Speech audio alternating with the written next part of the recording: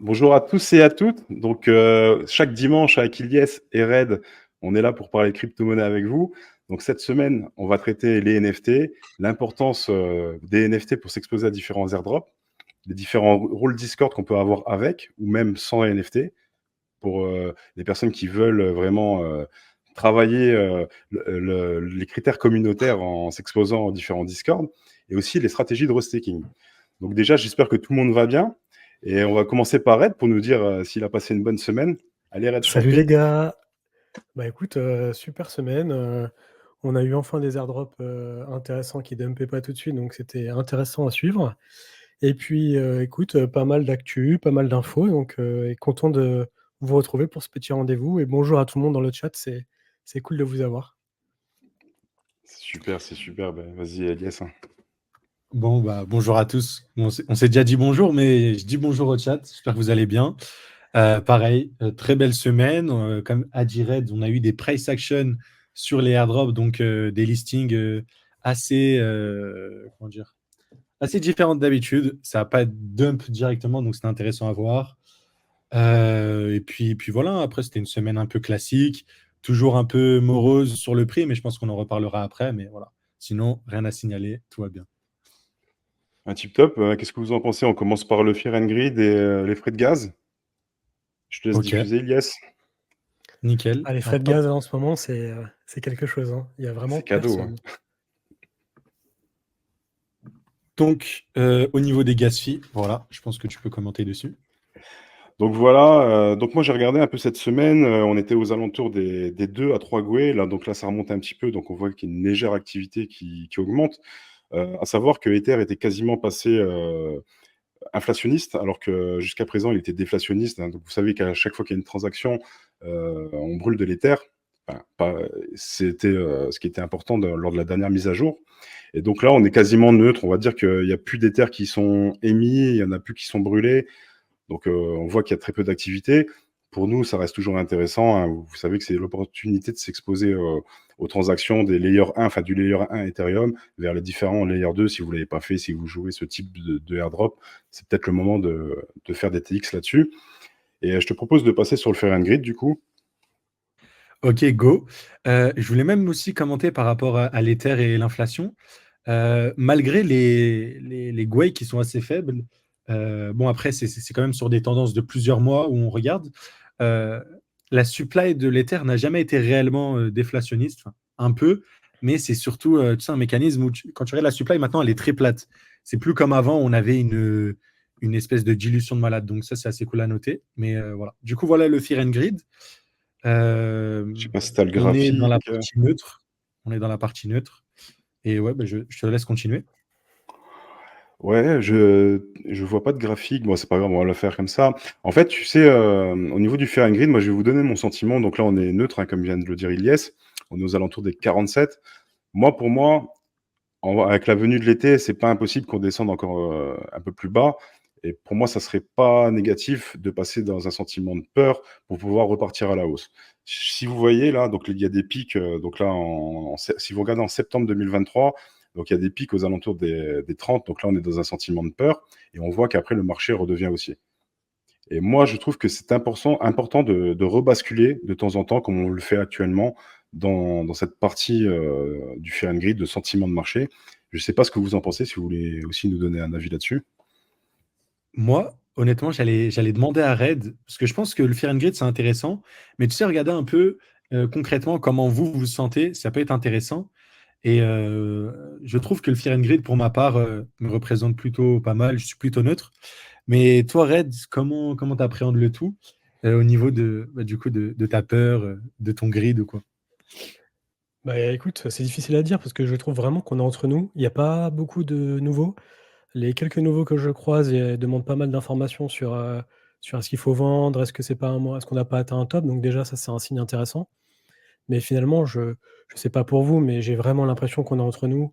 Heu, Quand je vois les différents chiffres, que ce soit des entrées sur les Discord ou voilà, on a vraiment l'impression d'être entre nous. Donc, ce qui est plutôt bon signe. C'est souvent là qu'il y a encore des opportunités de marché, qui sont super intéressantes. Donc, moi, je continue dans ma démarche. On va voir cet été, potentiellement, avec, un Fear Grid comme ça. On va voir si ça évolue.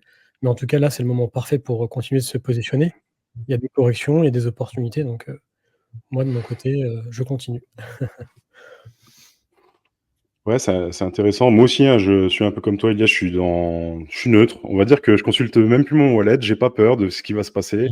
Je reste bullish parce que voilà, moi je suis un permabull, hein, je suis là depuis quelques années. Et en fait, je me dis qu'en fait, que des gens comme nous, donc comme tu le dis, Red, hein, on est là, c'est la famille, hein, et il y a plus que nous. Les gens dans les Discords, c'est souvent les mêmes personnes qui reviennent. Et en fait, je me dis qu'au moment où certaines de ces personnes vont capituler, le sentiment de peur va s'installer. Et donc moi, si on bascule dans la peur, clairement, ben, je vais sortir un peu de fiat, hein, pour rentrer dans les cryptos assez fort. Non, pas encore. Attends. Non, non, pas encore, mais Non, je plaisante, vous faites, ce que vous voulez, hein. Moi, je m'identifie dans le message. Je pense qu'on a une part d'immunité à force de traîner H24 dans cet écosystème.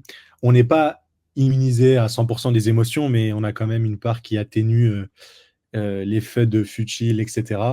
Et donc voilà. Non, mais c'est clair, si jamais tu peux pas, choper, le bottom, parce qu'on est un peu comme ça, on n'arrive pas spécialement à avoir les meilleurs points d'entrée, on essaye de faire au mieux. Et ben, il faut être, immunisé sur le fait de se dire, «Ma crypto va faire -5, -10, -20». Mais de l'autre côté, quand ça pousse, tu peux avoir des +50 en l'espace de quelques semaines. Donc non, je pense qu'on Mm. on a vécu plusieurs cycles, on a une stratégie globale, et si on reste sur cette stratégie globale, ça reste là, en ce moment, un bon point d'entrée, un bon point pour farmer, faire des actions, et on attend la fin d'année avec impatience, quoi. En tout cas, les projets, C'est ils ont clair. tous décalé, leur TGE. C'est qu'on sent bien qu'ils sentent que c'est pas spécialement le bon moment pour lancer, et qu'il y aura de meilleurs jours. Et là, il y aura un moment en fin d'année où on sera tous là à avoir annonce sur annonce, airdrop sur airdrop. On aura une actualité de malade, et on se souviendra de ce moment où on disait: «Bah, il se passait pas grand-chose». Mm. Ilias, je te laisse enchaîner sur Bitcoin et Ether ou... Ok, Ouais. ok. Et d'ailleurs, le chat, n'hésitez pas à nous dire, vous, comment vous sentez par rapport à ça. Est-ce que vous êtes neutre, dans la peur? C'est quoi votre sentiment? Là, je vois que tout le monde parle du frérot, mais donnez-nous un peu On va en votre parler du sentiment par frérot, rapport au les marché. gars. Vous inquiétez pas. BTC, bah, pas grand-chose à dire, hein. Toujours dans ce price action un peu, comment dire, un peu nul. La semaine dernière, on avait parlé de la zone ici, on était à peu près à ce niveau-là. Cette zone n'a pas tenu. On est retourné. Que dire? Pour moi, personnellement, le sentiment que j'ai d'un point de vue technique, je pense qu'on est sur une phase de réaccumulation pour aller plus haut. Mais voilà, quoi. Faire attention, on a plusieurs zones à venir chercher plus bas, ce qui rendrait un peu l'été pas très cool, ou on peut directement exoser ou continuer du coup à range et du coup un été ennuyeux. Personnellement, je tends à croire qu'on est sur une réaccumulation et qu'on va aller plus haut sur BTC. Mais voilà, donc ça, c'est au niveau de Bitcoin. Au niveau de notre ami Ether, donc hop, notre Ether USD, que vous pouvez voir ici. Comparé à la semaine dernière, on n'a pas bougé. On est toujours sur une structure où il semblerait qu'on fasse des creux et des hauts un peu plus hauts. Donc un peu une tendance haussière, et on est toujours un peu dans cette zone-là, un peu de recharge, d'imbalance, d'inefficience dans le prix, et on pourrait se rendre un petit peu plus haut. Donc voilà, sur Ether, on est à 3391, sur Bitcoin à 61 000. Et voilà, on va voir comment ça va évoluer. Personnellement, c'est des zones où j'ai rechargé, et on verra par la suite. Je ne sais pas, est-ce que Hunter, tu fais des choses, toi, dans ces zones-là, par rapport à Bitcoin, Ether? Bitcoin, en fait, moi j'ai toujours un DCA qui est en place, hein. Honnêtement, je l'avais stoppé quand on était au top. Et là, je l'ai repris il y a peu de temps. Et là, je vais faire pareil sur Ether. En fait, j'ai continuellement un DCA qui est dessus. Et pour moi, c'est une des meilleures choses à faire, hein. Parce que, à savoir que, de toute façon, de l'Ether, on en a besoin. C'est notre gaz à nous pour farmer les airdrops. Mm. Donc, pour moi, c'est en accumuler au fil du temps, constamment. C'est pas une chose déconnante. C'est mon point de vue, bien sûr. Et Red, bah, tu peux nous donner aussi ton avis si tu veux. Ouais, bah, en tout cas, moi, les gars, je recharge des NFT à fond. Donc Bah, j'ai toutes mes justement, positions. on va en parler, hein. Bah, pour les retardataires et les frérots, justement, on avait fait la petite intro. On avait expliqué un peu le sommaire. Donc, on va parler beaucoup de NFT.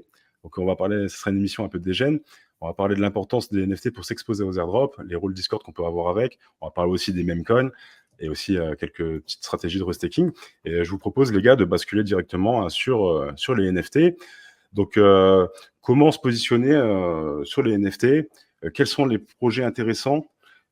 Red a fait pas mal de recherches et je propose de basculer directement sur le super thread que tu as fait cette semaine, un thread qui a été vu par pas mal de personnes. Et, moi, c'est vraiment un super travail, on peut le souligner.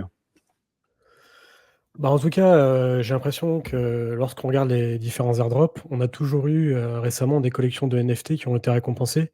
Vous avez vu, pour Layer 0, il y a eu, Mmh, les aux NFT qui ont été récompensés. c'est ça, À ouais. ZK Sync, on a eu, vous avez vu tout l'écosystème, de NFT sur ZK Sync récompensé? Oui, aussi. Bah, tous les airdrops en vrai, hein.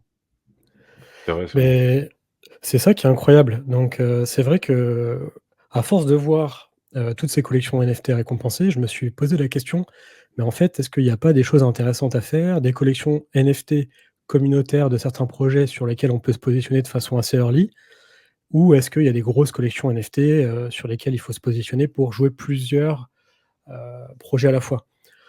Donc, c'est difficile à répondre pour chaque projet. En tout cas, il y a quelques pistes qui peuvent être intéressantes. Bon, si vous n'avez pas suivi mon thread, cette collection Van Roth peut être intéressante puisque, la cofondatrice de Scroll, Sandy Peng, l'a mis en photo de profil plusieurs jours. Donc le mint a été, dimanche dernier et ça a duré vraiment 30 secondes. Donc il y a 5 555 unités. J'ai pas regardé le floor price, récemment, mais ça peut être une piste intéressante sur Scroll. On a 0,041 Ether, il a un petit peu corrigé, il était monté à 0,060. Donc là, je pense que tu as raison, Red. Je te laisse continuer, mais on va en parler après de Ouais, non, mais l'écosystème. merci, merci à toi, c'est top. Il y a une grosse J'avais hype une petite dessus. question Ouais. sur un peu ces collections NFT. J'avais pas vu le truc passer sur Scroll, mais comment dire? Après, si c'est une collection NFT, tu sais, sur l'écosystème, je comprends la récompense. Mais tu vois, je trouve qu'il y a un peu un truc d'insider où, tu vois, eux, ils ont l'info, ils savent que ça va être un critère, ça va être la collection.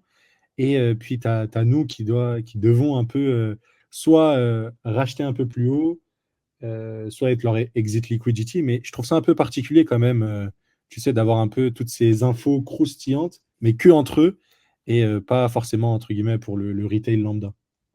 Bah, tu as raison, hein. Il y a un vrai, il se passe, en coulisses, à mon avis, il y a beaucoup d'initiés qui ont les informations et il faut pas être dupe. Tu as raison et le Mhm. NFT, c'est un moyen pour, récompenser les copains et on est tous d'accord là-dessus. C'est vrai que, quand on voit quand même le nombre de collections qui ont été récompensées sur Zcasing, on peut quand même se dire que si on avait détenu des NFT, communautaires, il y avait quand même beaucoup de collections qui étaient éligibles. On aurait pu quand même avoir une récompense intéressante. Donc je suis pas sûr que ça soit toujours, la plus grosse allocation qui sera donnée aux NFT, mais ça risque d'être très souvent une très, très belle allocation. Donc, avec les NFT, c'est un peu particulier parce que c'est un peu qui tout double. Est-ce qu'on achète le bon modèle? Si on n'achète pas le bon modèle, lorsqu'on a le airdrop, le NFT, il peut aller à zéro. Surtout, par exemple, pour cette collection qui est vraiment ciblée sur Scroll. C'est pour ça que c'est intéressant de jouer aussi des collections qui sont peut-être, multi, chaînes. Ça permet de se positionner Mhm. sur plusieurs projets. Néanmoins, dans ce cas-là, je vais le présenter juste après. Ok, vas-y. Hem Petite piste pour Jumper, alors c'est une piste qui est intéressante parce qu'on parlait de NFT, mais en fait, il y a quelque chose qui peut vous donner une indication, en tout cas que j'ai remarqué, c'est lorsque vous allez dans les Discord, vous pouvez regarder en cliquant sur les noms, les rôles qui sont, affectés, aux personnes qui ont, beaucoup d'activités. Donc, par exemple, Jordan de Liffy qui est le community lead, donc il s'occupe, des partenariats, communautaires pour, Jumper. En fait, on peut regarder qu'il a pas beaucoup de rôles de NFT. Il en a un ici, les Lizard DAO et il a Piu Piu. Piu Piu, c'est un NFT, lorsque tu possèdes un Pekinians. Donc ça, c'est des petites indications qui sont assez sympas. Par exemple, aujourd'hui, j'ai regardé sur le Discord de Aptos, et en fait, je me suis rendu compte que sur le Discord de Aptos, il y avait une liste d'une dizaine de collections NFT qui permettaient d'avoir des rôles. Et plutôt que viser des collections un petit peu dans le flou, et ça peut être pas évident, une bonne piste peut être de regarder dans les Discord les rôles qui sont disponibles. Est-ce qu'il y a des rôles pour les NFT? Parce que j'imagine en tout cas que ils voudront récompenser la communauté, les gens avec qui ils ont discuté, les insiders qui détiennent ces NFT. Donc ça, à mon avis, ça peut être une bonne piste. Et aussi, les NFT, les marketplaces et les collections, ça fait aussi une partie intégrante de l'écosystème. Et si je prends le cas d'un potentiel airdrop Aptos, en vrai, ça aurait du sens de récompenser, tu sais, les communautés NFT les plus actives de la chain. Et ouais, je pense qu'il y a un vrai edge à venir chercher, un vrai, un petit avantage, parce que ça va être des collections qui vont peut-être coûter moins cher et tout. Bref, il faut bien jig, gérer le risque, etc. Mais ouais, je pense qu'il y a un truc à exploiter, notamment sur Aptos. Il y a tous les prix. Il y a Sui. En fait, tu peux faire ça avec toutes les chains que tu veux, quoi. Exactement. En fait, à mon avis, il faut un petit peu fouiller, aller voir dans les Discord, voir s'il y a des rôles qui sont associés. Et puis après, pour les NFT, il y a tous les prix. Il y a des NFT qui sont à 200 $, comme il y a des NFT qui sont à 5 000 $, comme à 25 000 $. Bon, après, chacun prend son risque qui est associé. Mais ce que je trouve super intéressant, c'est que, mine de rien, le NFT plus le rôle Discord, ça permet au projet de récompenser le cercle proche. Et ça permet de mettre un énorme filtre au Sibyl.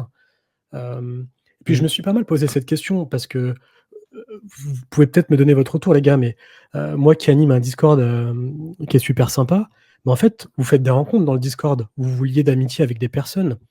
Après, lorsque vous lancez un token, vous avez envie de récompenser toutes les personnes que vous côtoyez, qui ont aidé la communauté, qui ont aidé à construire votre projet, ou vous voulez récompenser des civils, des inconnus. Et donc, c'est pour ça que j'ai l'impression qu'il y a ce move de plus en plus de récompenser les utilisateurs du Discord qui ont été vachement proches. Je sais pas si c'est ce que vous ressentez aussi, vous, qui animez les Discord? Je pense que le fait de vouloir récompenser les personnes qui sont actives, comme vous l'avez dit, c'est super important. Et moi, ce que j'aime bien dans cette démarche, en fait, de notre côté, hein, en tant que chasseur d'airdrop, hein, c'est le fait de faire la petite enquête, d'aller rechercher justement dans les différents rôles, voir un peu les NFT qui sont détenus par telle et telle personne, regarder dans les wallets, regarder la supply. Et moi, j'aime bien ce travail de fond, faire ma petite enquête pour pouvoir investir dans quelque chose qui pourrait potentiellement me rapporter un airdrop ou gagner en valeur. Après, j'ai toujours l'impression qu'on rentre après le train. C'est peut-être ça qui me dérange. Comme tu disais, GHZ, c'est un truc d'initié. Je pense que les infos, ils les ont avant, hein, dans les coulisses. Et c'est toujours difficile de se positionner au bon moment sur un NFT. Et ça, donc, pour moi, c'est juste ce qui me dérange. Donc, c'est pour ça que je ne vais pas rentrer sur des NFT qui sont trop coûteux. Toujours en réflexion là-dessus. C'est délicat quand même, les NFT, parce qu'il y a la problématique de la liquidité. C'est pas vendable facilement. Ça reste délicat. Ouais, ça reste un pari. Parce que si tu as un NFT d'une collection qui ne peut pas se reporter sur un autre projet, effectivement, ton NFT, comme le NFT pour Libertas Omnibus pour ZK Sync, je crois que le prix est parti à la poubelle. On peut aussi penser à la collection NFT de ZK Bridge, Polyhedra, Ouais. les Panda King, Pandra King, qui sont aussi allés à la poubelle. Donc, c'est assez délicat. Néanmoins, c'est quand même des pistes où si on tombe sur le bon NFT, qui a un rôle, on peut quand même avoir, à mon avis, des bonnes surprises. Moi, je pense notamment à Mitosis, pour ceux qui sont positionnés sur ce projet-là. En fait, ils ont actualisé leur Discord, et donc maintenant, si vous possédez un morse, vous pouvez avoir un rôle dans le Discord Mitosis. Et une fois de plus, c'est là où c'est intéressant, parce que Mitosis, ils se sont donné beaucoup de mal. Ils ont fait une campagne pendant 10 semaines sur leur Discord pour justement créer une communauté. Et les utilisateurs, à travers ça, ils ont pu cumuler des morses. Et lorsque vous aviez un morse entier, vous pouvez avoir un NFT. Donc il n'y en a que 10 000. Il y a un rôle qui est associé. Typiquement, des pistes comme ça, c'est des pistes sur lesquelles je veux me positionner. Et tu vois, j'aime bien justement Morse parce que voilà, le NFT est accessible. À l'heure actuelle, il est aux alentours des 180 $. Donc, il faut savoir qu'il y a très peu de liquidité, hein. Vous achetez un NFT, vous faites une bougie de 20%. Mais je trouve que ça reste accessible. Et comme tu le dis, ils ont fait une campagne où ils ont donné gratuitement ce NFT. Moi, j'ai des gens dans le Discord qui ont eu plus de 1 morse facilement, quoi. Et ça, je trouve que c'est super cool comme démarche. Et clairement, toi et moi, je pense qu'on était sur la même longueur d'onde en se disant, ben, NFT 404 proposé par Mitosis, clairement, il y aura un rôle ou un avantage à en détenir. Et donc, on ne sait pas ce que ça va être. Ça sera peut-être pas grand-chose. Mais moi, je joue ce move en tous les cas. Mais Mitosis, j'ai trouvé ça vraiment intéressant, la manière d'incentiver les gens, parce que, en fait, ça s'éloignait un peu du truc d'initié. Et on était plus sur un truc où les mecs qui étaient early, qui avaient Jig, la communauté qu'ils avaient essayé de créer, ont été récompensés. Ils ont pu faire tout ce qu'il fallait faire et ils ont reçu, tu vois, ce NFT plutôt, comment dire, gratuitement. Alors que quand je vois un peu les autres collections, je pense aux pandas, les omnibus, tu verras les trucs. Bon, je prends le cas des omnibus. Eh ben, ils vont dump le moment où la snapshot a été prise, alors que la snapshot n'a pas été annoncée. Et après le airdrop, bah, les trucs, elles sont laissées à l'abandon. Donc, ça sous-entend en fait que, la collection, elle était utile que pour ceux qui avaient l'information, qui, en plus d'être récompensés avec le airdrop, ils ont l'occasion de dump au bon prix quand il y a la snapshot et ils le savent. Et voilà, donc Mitosi, je trouve ils ont bien géré sur ce coup-là. On verra ce que ça donne, mais Ouais. le Après, mécanisme était intéressant. Et ouais. Après, si vous voulez bien, je serais d'avis de partager un peu, tu sais, enfin, si vous voulez le faire, la partie Mitosis où ils récompensent justement les détenteurs de NFT. Et là, déjà, je pense que c'est un bel indicateur sur les collections qui seront favorisées, quoi. Ok, bah attends, Je sais pas si tu je vais vois. ouvrir. Bah, est-ce qu'il y en a en plus? Ça, j'ai un doute. Je ne sais pas s'il y aura, par exemple, si tu détiens un Celestine slot, est-ce que tu auras une récompense en plus lors de l'airdrop? Je suis assez mitigé. Je pense qu'il y a déjà eu des points qui ont été donnés. Ouais, mais Par même les contre, points, en fait, ça reste un avantage, quoi. Même si c'est infime hein, ah par oui, rapport au prix d'un Célestine, je pense que c'est un avantage. Et tu vois, en fait, ça te donne Ouais. un point de vue. Tu vois, par exemple, bon, moi, je vais vous parler de Math Scientist, hein, vous savez que j'en ai beaucoup parlé. Math Scientist, t'as un NFT qui est actuellement à 300 $, qui te permet d'avoir le même nombre de points qu'un Celestine Slot qui est aux alentours des 5000 $. Et moi, je pense que, tu vois, je me dis que Math Scientists sont déjà bien intégrés dans l'écosystème, quoi. bah, ça peut être complètement une bonne Après, piste, hein. ici, quand tu regardes,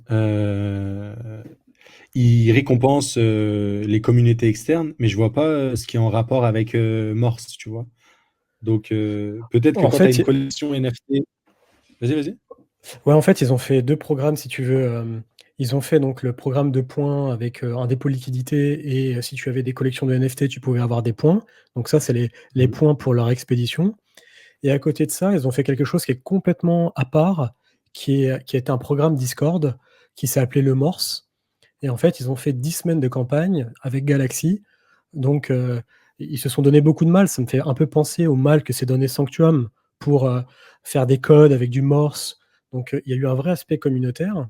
Au final, il y a que 10 000 Morse, à la fin, token comme NFT puisque c'est un ERC 404 et donc dans ce cas-là, heu, s'être donné autant de mal pendant 10 semaines, voire plus parce qu'ils ont construit cette communauté-là, tous ces membres qui sont au cœur de leur Discord, pour moi, je les vois mal ne pas les inclure dans une allocation finale, sachant que c'est que 10 000, NFT et qu'ils ont créé un rôle qui est dédié pour ça.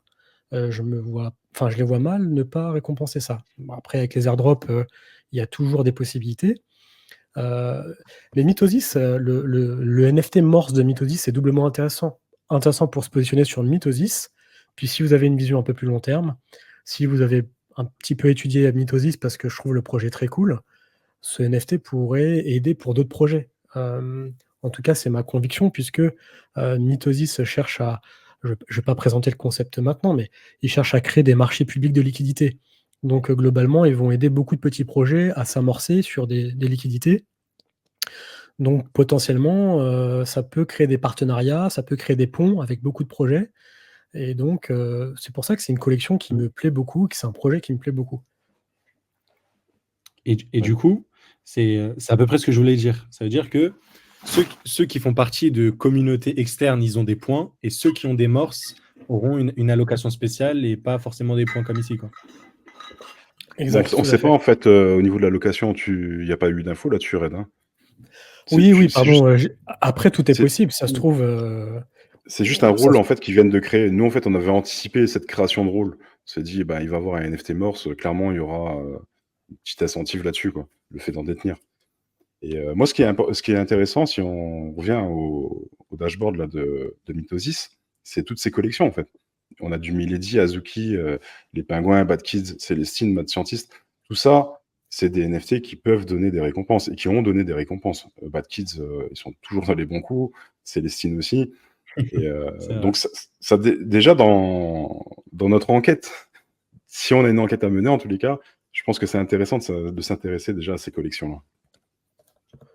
Et je ne sais pas si on va clore le débat NFT pour aujourd'hui, mais à un moment, je voulais tenter, tu sais, le play de acheter un NFT. Bon, il coûte excessivement cher, mais tu sais, le fait de l'acheter et de se hedge, je ne sais pas si vous connaissez NERP, c'est un projet que j'aime bien. J'aime bien le concept. C'est un truc où tu peux trade littéralement en perpétuel des collections NFT. Là, tu vois, tu as les Milady, les Pudgy Penguin. Tu as même des trucs sur la BRC ou je sais pas si c'est Ordinal ou Runes. Enfin, bref, même les Punks. Tu vois, donc si jamais tu vas acheter des NFT et te hedge, donc là, il n'y a pas beaucoup de NFT en l'occurrence, mais tu sais, le play d'acheter un Pudgy Penguin, mais vu que tu sais pas exactement où est-ce qu'il est un peu situé en termes de risque, est-ce que tu veux le hold ou non, genre tu l'achètes et ici tu peux littéralement le short et tu n'as même pas besoin d'avoir un capital 100%, tu peux utiliser un levier jusqu'à 5. Donc tu peux diviser ça par 5. Au lieu de shorter avec 35 000, tu peux shorter genre avec 7 000 $. Et j'avais bien aimé du coup ce cas d'usage, mais t'es dit peut-être pourquoi pas une stratégie. Mais là, bon, en l'occurrence, c'est quand même des grosses sommes, mais voilà, en tout cas, c'est intéressant. Et peut-être à l'avenir, tu vois, s'il y a plus de collections NFT, plus de choses comme ça qui se développent, ça pourrait être cool. Donc voilà, voilà. Ouais, Red, trop tu intéressant. avais des choses à rajouter encore sur la partie de Non, tossage? je veux bien. Là, je te partage mon écran, Ilyes. Ok. Ça, c'est un petit exemple en fait de ce qu'a fait Nostra. Donc Nostra a alloué 1% de sa supply à des personnes qui avaient au moins 20 messages sur le Discord de Nostra. Donc il y a 577 personnes qui étaient éligibles à ça. Voilà, juste avoir fait 20 messages. Ces personnes-là ont touché beaucoup plus que moi. J'étais donc top 1000. J'avais déposé de la liquidité pendant plusieurs mois, plusieurs dizaines de milliers de dollars. Et donc, effectivement, ça peut montrer que les rôles dans les Discord, c'est pas toujours le truc qu'on préfère, mais finalement, faire 20 messages, ça peut aussi vous offrir des opportunités comme ça. Donc voilà, c'est un petit truc que moi, je vais essayer de faire de plus en plus. Au moins faire peut-être un petit minimum de messages, avoir des rôles un peu basiques pour au moins me positionner, quoi. Donc 1% de la supply, là, c'était pour 577 mecs, c'est tout. Oui, alors il y a certaines personnes qui n'ont pas connecté à temps leur wallet. Donc je crois que c'était 350 qui ont eu et ils ont touché dans les 700 $. Alors que moi, mon airdrop, il a valu peut-être 150 $, tu vois, pour te dire la différence. Ah ouais, Donc, mais c'est et, vraiment pas mal, hein. et en fait, il y a beaucoup, pour terminer sur les Discord et sur les NFT, il y a beaucoup de personnes qui me demandent sur quoi je dois me positionner, j'ai pas de budget. Euh, c'est vrai que la première réponse que j'avais l'habitude de donner, c'était de regarder du côté des testnets, regarder du côté de la social fee, il y a peut-être des opportunités. Et c'est vrai que maintenant, j'aurais plutôt tendance à dire, mais regardez aussi du côté des Discord, parce que soit le Discord, on aime ou on n'aime pas. Je sais que certaines personnes n'aiment pas du tout cette approche-là, mais d'un autre côté, tu peux faire aussi des rencontres, rentrer si c'est un projet qui est assez gros et qui est pertinent, finalement, tu n'as pas l'impression tant que ça de le farmer. Tu le fais aussi pour rencontrer des gens, il y a des salons français. Donc voilà, c'est des petites choses comme ça où il peut y avoir des bonnes surprises et vraiment pour terminer, j'aimerais te partager un dernier écran.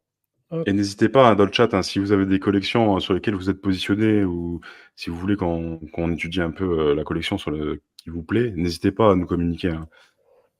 Ouais, ça peut être cool. Posez-nous vos questions, on est là pour essayer d'y répondre. Et tu sais, Red, toujours dans l'esprit des Discord, etc., il y a Hyperlane, je ne sais pas s'il y a Mythosis, mais il y en a beaucoup qui ont, tu sais, les programmes ambassadeurs. ça reste toujours un peu dans cette philosophie où tu n'as pas besoin d'avoir un capital ou quoi que ce soit, mais tu es investi dans le Discord ou tu es investi pour créer du contenu sur Twitter, Discord, tu crées des communautés. Et il y a beaucoup tu sais, de projets qui mettent en avant ça. Et c'est vraiment pas mal, je trouve, en plus de faire les testnets maintenant, il y a vraiment un grand nombre d'opportunités. Bah, regarde, pour rebondir sur ce que tu dis, là, je vous ai mis les récompenses Wormhole, l'allocation, le détail de l'airdrop de Wormhole. Et en fait, il y a plusieurs données qui sont intéressantes. Déjà, vous pouvez voir que, alors c'était peut-être les rôles les plus intéressants qui ont eu des allocations. Donc, mais bon, ce rôle-là, il y a 460 personnes, c'était un rôle qui était encore jouable, hein, mine de rien. Et quand vous regardez les allocations, on parle de 8000 Wormhole. Donc à l'époque, c'était quasiment au TGE, 8000 euros. ouais, plus que ça même, c'était allé 1,60, donc 12 Ouais, 000, c'est 13 ouf. Hein. 000 pour un rôle dans le Discord. Donc ça, ce sont des choses exceptionnelles, mais il n'y avait personne dans les Discords de Wormhole. Aujourd'hui, dans certains Discords, vous pouvez avoir plus de concurrence. Et juste la notion que je voulais vous dire, c'est que regardez, en fait, détenir des bad kits ou des mad lats, peu importe, ça suffit pas. Donc des bad kits, il y en a 10 000, mais il n'y a que 971 personnes qui ont eu 7000 Wormhole. Pourquoi? Parce qu'ils avaient associé leur NFT au Discord de Wormhole. Et donc, c'est pour ça que je vous dis, là que je suis la piste en ce moment, de voir dans le Discord de Aptos, dans le Discord de Jumper, dans le Discord de Mitosis, est-ce qu'il y a des rôles? Et effectivement, il y a des rôles pour ces collections d'NFT. Et donc, tout le monde ne va pas spécialement associer son NFT. Et c'est pour ça que ça peut créer des opportunités comme ça, si vous regardez s'il y a des rôles dédiés aux NFT. Et voilà, la combinaison des deux me plaît beaucoup, plus éventuellement obtenir des rôles. Voilà, ça coûte rien, cette partie-là est gratuite et peut vraiment récompenser, quoi. On a Johan Tom qui nous dit dans commentaire donc, qui est la collection Varon l'intéresse sur Scroll. Je pense que toi aussi, Red. Moi, je suis rentré dessus aussi par rapport à ton thread. Je trouvais que c'était intéressant de me positionner pour m'exposer à Scroll. Et dites-nous aussi, hein, les gars, si vous avez trouvé ce move intéressant. Bah écoute, oui, tout dépend aussi du prix d'achat, du prix d'acquisition. C'est toujours, à mon avis, l'arbitrage que vous devez faire. Est-ce que vous achetez un NFT à 50 $, à 100 $ et vous vous dites, comme le omnibus, moi je l'avais acheté à 150 $, donc ça a été un bon play. Mais si vous achetez une collection qui est vraiment sur une seule chaîne et que vous la payez 1000 $, ça peut être plus compliqué aussi. Donc, c'est vraiment des arbitrages. Pour que ça marche, il faut acheter le moins cher possible, quoi.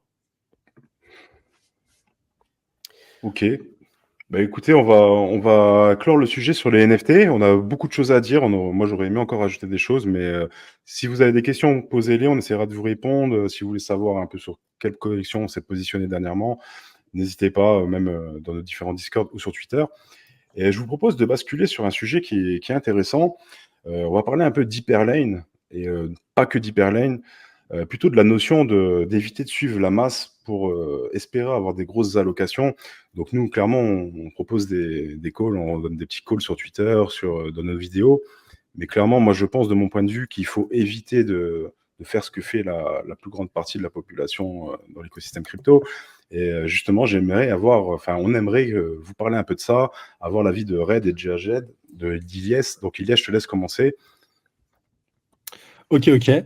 Je trouve que c'est deux sujets qui sont corrélés entre Hyperlane et l'allocation maximale. Parce qu'en fait, au cours des derniers mois, en tout cas, juste la moitié de l'année 2024, je crois qu'on n'a jamais eu autant d'airdrops en l'espace je pense qu'en 6 mois, on a eu plus d'airdrops qui n'a jamais existé, vraiment dans toute l'histoire. Donc ça, c'est intéressant à noter. Mais ce que je pense, c'est que tous ces airdrops-là, il faut les utiliser car ils nous ont appris un peu des leçons, quoi. Et très récemment, on voit beaucoup de threads. C'est pas pour pointer du doigt n'importe qui font toujours un peu les mêmes interactions. Donc, certes, peut-être que Felcho, en tout cas, c'est quelqu'un que je connais. Il crée du bon contenu dans l'ensemble. Et ici, il nous parle, du fameux thread où tu peux farmer 2 airdrops en un. Et en fait, c'est tout ce qu'on a fait dans l'année 2023 qui, au final, nous a desservi. Le fameux truc, Bah là, en l'occurrence, c'est de bridger des NFT sans valeur. Je Ouais, pense je suis que con ouais. tester ce genre de choses, ça peut être intéressant, mais faire que ça, on l'a vu, c'est pas des interactions qui sont organiques et qui vont être récompensées par les projets.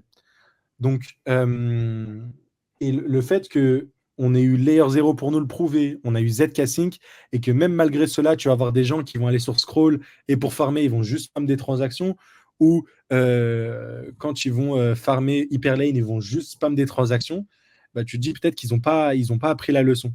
Donc, ces threads-là, ils sont intéressants parce que vous allez découvrir un nouveau protocole, ok, comme Atlas, mais généralement, euh, c'est le type d'interaction qu'on ne veut pas faire à 100%, peut-être une ou deux par-ci par-là, mais les interactions un peu plus organiques, on a parlé des Discord, euh, transférer de l'argent entre différentes chains avec du gros volume, mais pas spammer trop de transactions. Je pense que c'est des choses qui sont intéressantes et qui tendent en général à te ramener vers une plus grosse, une plus grosse allocation. Donc, personnellement, au niveau des critères, ma réflexion primaire, et je m'arrêterai là, c'est qu'est-ce que le projet attend de moi? Et quand tu réponds à cette question, bah, tu peux voir que ZK Sync, ils attendent de moi que j'utilise la chain plusieurs mois, que je laisse de l'argent sur la blockchain, que j'investisse sur des tokens, voilà. Et si jamais je réfléchis à cet aspect-là et je remplis que quelques conditions qui ne sont pas les conditions les plus importantes, je ne peux pas m'étonner de ne pas avoir l'allocation maximum. Pareil pour Layer 0. Bon, Layer 0, c'est un peu plus compliqué.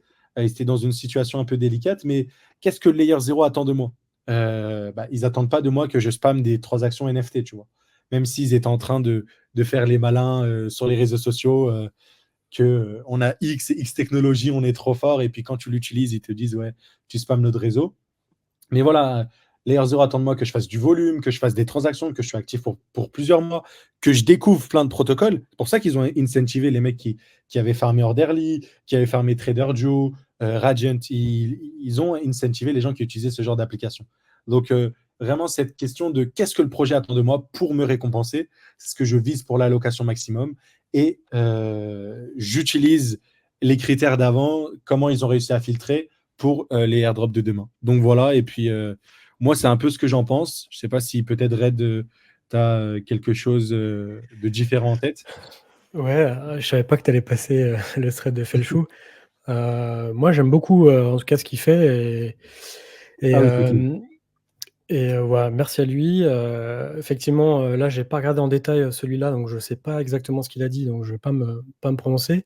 Mais je comprends, en tout cas, ton approche, globale de on a tellement été surpris par les projets, récemment, que si on fait les actions, que tout le monde fait comme, bah, minter des NFT, puis, qui n'ont pas de valeur et puis on les envoie, bah, finalement, Layer Zero nous a dit: «Bah, ça, ce type de comportement, c'est moins 80 sur, les le calcul des fees à la fin». Donc est-ce que, continuer de se positionner sur des transferts de NFT sans valeur, c'est un play qui sera du coup pris par Hyperlane? C'est difficile à le dire. Donc moi, plutôt que payer des frais pour minter des NFT payants, je préfère tout simplement faire des transactions et payer juste des frais Hyperlane et pas des frais de NFT. Bah, je suis complètement d'accord avec vous 2. Clairement, ce que le thread là de Felchou, c'est pas du tout quelque chose de négatif, mais c'est un truc, il faut pas faire que ça, en fait. Il faut vraiment essayer de le tester et de l'intégrer à une stratégie qui est vraiment mixte, comme l'a expliqué, Ilyes, et faire que ça, moi, pour moi, c'est voué à l'échec, hein. Mais si Ah vous oui, intégrez ça avec du dépôt de liquidité, aller sur les différents Discord, participer, dans tous les projets communautaires, en plus de ça, utiliser des bridges un peu niche, comme on l'avait dit dans l'émission la semaine dernière, de passer de Cosmos vers les blockchains EVM. Là, il n'y a pas grand monde qui le fait. En commentaire, on m'a posé certaines questions, j'ai donné quelques bridges, mais en fait, il y en a plusieurs. Euh, Passez des fonds, ne passez pas des NFT sans valeur. Vous pouvez vraiment essayer, hein, ça ne mange pas de pain. J'ai vu qu'il y avait CryptoRank qui proposait aussi le même type de bridge avec du NFT que eux créent. Mais faire que ça, pour moi, ça n'aboutira pas. Après, c'est mon point de vue. mais c'était pas du tout négatif, hein, ce que je disais sur le thread, il est très bien. C'était juste que pour beaucoup de gens, ça peut, et c'est pas de la faute à Felchou, ça peut les induire à faire comme ce qui s'est passé avant. Tu vois, ils se disent, ah ben voilà, il y a la route déjà toute faite. Voilà, je vais farmer Hyperlane, je vais faire Hyperlane Atlas, et voilà, c'est good. C'est juste Voilà, et je vais venir chaque journée, en faire un ou 2 et ainsi de suite. Mais finalement, ça sera peut-être pas ça la meilleure formule, quoi. clairement. OK, s'il y a des questions dans le Discord, dans en commentaire, allez-y, un petit lapsus. Heu, donc le titre du live, c'est «On parle des mêmes coins». On va y venir clairement. On voulait juste vous parler encore de la saison 2, au niveau de Etherfi et un peu, voir ce qu'on pourrait faire après, comment nous on appréhende ça. Et je vous laisse démarrer. Moi, de mon côté, je suis encore positionné sur Etherfi. La saison 2 m'a plu. Moi, c'est un protocole que j'aime bien. Et on voulait aussi vous partager nos avis là-dessus et vous parler d'autres protocoles intéressants par la suite. Et je vais vous laisser commencer. Red, si tu veux bien démarrer. Oui, bah, Etherfi, donc la saison 2 se termine là, à la fin du mois. Enfin, aujourd'hui, on est le 30 juin, pardon. Donc, on devrait avoir à la fin de la première semaine de juillet, notre allocation. Donc, j'ai fait des calculs de mon côté. Effectivement, bon, il n'y aura pas visiblement d'allocation minimum. On sera sur une distribution linéaire. Donc, ça ne devrait pas être des montants non plus énormes. On devrait être aux alentours de entre 15 et 20% de rendement. Mais ce qui est intéressant, en tout cas avec Etherfi, c'est qu'on peut le jouer avec 3-4 autres airdrops en tout. Donc ça, c'est une position qui est super intéressante. Mais il y a beaucoup de TV, hein, il y a beaucoup de monde. Donc ouais, faut plutôt le voir, je pense, comme un rendement sur ces Ethers. Ok, ok. Et toi, Elias? Personnellement, je joue Etherfi de manière organique. Donc voilà, c'est ça, c'est un yield supplémentaire qu'on va avoir sur nos Ethers, donc c'est intéressant. Le checker devrait, enfin en tout cas la saison s'arrête aujourd'hui. Ne vous faites pas scammer. Vous pouvez voir sur le Twitter officiel de Etherfi qu'il suffit de descendre. Hein, quand Etherfi fait un commentaire, vous descendez et vous allez voir qu'il y a beaucoup qui vont essayer de vous scammer ici, poster des faux liens, etc. Donc il faut passer outre. Le checker, selon les JIR, du coup le tweet officiel, devrait être le checker, ce sera le 5 juillet. Ok. Et pour le claim, ça sera le 8 juillet. Et il y a eu aussi un vote qui est passé, parce que normalement, on devait avoir que 2 saisons d'airdrop. Et a priori, une saison 3 vient d'être annoncée. Et il y aura 25 millions d'Etherfi. Du coup, ça fait à peu près 2,5% de la supply. C'est ça un peu. Plus les airdrops vont avancer, moins on aura comment dire, de récompenses. Et ce que j'ai vu aussi, c'est que dès à présent, sur vos Etherfi, le yield va être boosté. Je crois qu'ils vont commencer, enfin en tout cas, il y a des stratégies où il y a du yield boosté, où vous êtes payé en Etherfi. Mais essentiellement, moi, mon truc, c'est de le jouer de manière organique. Et parce que je fais un mitosis. Tu Et joues juste. symbiotique aussi? Dis-moi. Tu joues symbiotique aussi sur Etherfi? Je crois que je vais finir par craquer. J'en ai marre de restacker. Mais voilà, j'ai mon âme de farmer qui me dit que oui, ça va pas tarder, je pense, à moi. Tu vois, mettre une petite bille au cas où, si on est surpris par les allocations, pourquoi pas. Mais en tout cas, à suivre de près. Et voilà, c'est tout ce que j'avais à dire Et vis-à-vis. justement, j'allais rebondir sur la saison 3, donc tu l'as fait, c'est cool. Et justement, vous vous attendez à quoi comme en termes d'allocation par rapport à la saison 2? À savoir que moi, personnellement, j'ai pas joué la saison 1, j'étais passé à côté, elle avait assez bien récompensé, hein, de mémoire. Et j'ai l'impression que ça va être nettement plus dilué là sur la saison 2. Mais je reste encore positif là-dessus. Je sais pas ce que vous en pensez, vous. Vas-y, Red. Attends, excuse-moi. Vas-y, je te laisse. Ok, ok. Du coup, par rapport. Tu me parlais de l'allocation de la saison 2, oui. Ouais, qu'est-ce que tu en penses? Et tu penses qu'on sera assez bien récompensé ou ça sera trop dilué par rapport au nombre de wallets positionnés et tous les protocoles maintenant qui farment du C'est point ça. sur Etherfi? C'est compliqué à jauger, hein, je trouve. Je pense que l'allocation va pas être terrible. Hein. Quand tu vois le nombre de protocoles, et c'est cool, hein, parce que ça démontre la réussite que est ce protocole de restacking de LRT. Et quand tu vois la TVL, c'est énorme. Le nombre de protocoles où c'est mis, c'est énorme. Donc je pense qu'on va. tu sais, je m'attends pas à grand-chose, tu vois. Ils essayent un peu de nous amadouer en disant utilise notre application, tu vois, tu vas utiliser Init Capital, ils vont te dire voilà, x3 sur tes points, Ouais, x12, ouais. x40 000. Ça ne s'arrête plus. Je pense que ça rajoute un léger yield, c'est cool, Et mais comment avoir sans la plus. certitude que tu as bien ce multiple-là, finalement? Tu sais, moi, avec le recul, j'aurais bien aimé faire un wallet où je déposais uniquement sur Etherfi et d'autres, tu sais, où je dépose sur des Ouais. applications, des apps qui permettent d'avoir des multiples ou d'autres points sur d'autres protocoles. Et tu sais, juste pour faire la différence, ça aurait été intéressant de le faire. Bon, maintenant, c'est trop tard pour la saison 2. Peut-être sur la saison 3, à voir. Mais tu sais, quand tu regardes dans le dashboard, toutes les applications ont x2 ou x3, quoi. Ouais, C'est le, c'est c'est le ouf. multiplicateur de base. Et là, moi, Bon, c'est j'étais une marque cool. sur Nimbora, je vous en avais parlé la semaine Mm. dernière. Et ce qui m'a fait marrer, c'est que, tu sais, dans les stratégies, je sais pas si je peux partager. Hop. Ouais, mais tu verras, tous les protocoles te disent viens chez nous, on a un x3, on a un x2. Hop, je partage ton écran. Nickel, Ouais, en bon, ben fait, voilà. dans les stratégies, tu sais, il y avait le coffre avec où tu pouvais gagner en fait des points Interfy, des points Layer et des points Nambora. En fait, il était plein à 99%. Et quand ils ont ouvert la nouvelle pool, enfin le nouveau Vault avec Puffer, je sais pas si tu connais aussi, c'est un protocole Ouais. de restaking, c'est pas mal. Et en fait, j'ai vu la rotation de liquidité. Moi, franchement, c'était vraiment impressionnant. C'est passé en très peu de temps. Et et tu vois, c'est là que c'est problématique. Parce que moi, j'avais des fonds déposés dans la première pool, dans celle-là.